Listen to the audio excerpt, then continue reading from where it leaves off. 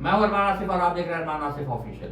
उत्तर प्रदेश की 10 विधानसभा सीटों पर उपचुनाव होने हैं। इस उपचुनाव में इंडिया अलायंस और एनडीए गठबंधन यानी भाजपा और भाजपा के सहयोगी दल अपनी पूरी ताकत झोंकने में लगे हैं, क्योंकि कहा जा रहा है कि उपचुनाव 2027 की होने वाले विधानसभा चुनाव की तैयारियों को दिखाएगा।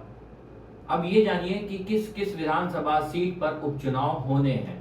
कटहरी विधानसभा सीट, करहल विधानसभा सीट, मिल्कीपुर विधानसभा सीट, मीरापुर विधानसभा सीट, गाजियाबाद की विधानसभा सीट, मझावा विधानसभा सीट, खैर विधानसभा सीट, फूलपुर विधानसभा सीट, कुंदरकी विधानसभा सीट और सीसामऊ विधानसभा सीट।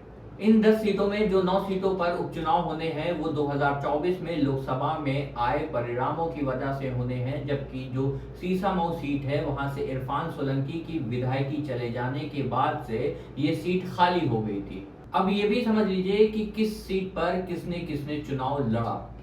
शुरुआत सीसामऊ विधानसभा सीट से करते हैं। सीसामऊ विधानसभा सीट पर समाजवादी पार्टी का कब्जा था। यहां से विधायक इरफान सोलंकी को कोर्ट ने दोषी करार दे दिया था।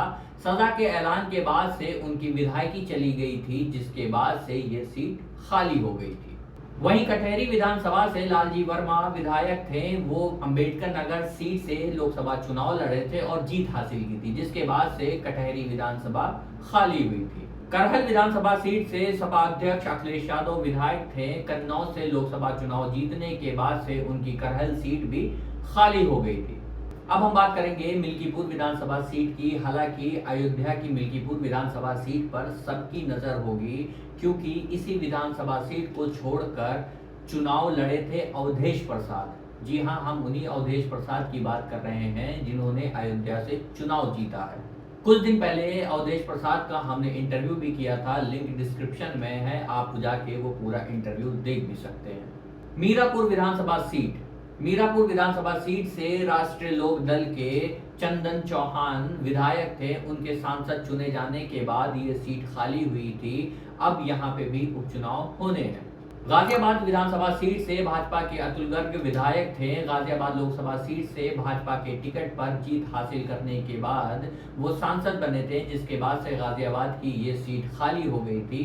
यहाँ पे भी उपचुनाव होने हैं। मझावा विधानसभा सीट से निषाद पार्टी के विनोद कुमार बिंद विधायक थे। विनोद कुमार बिंद के भदोही सीट से लोकसभा चुनाव जीतने के बाद ये सीट खाली हुई थी। अब यहाँ पे भी उपचुनाव होने हैं।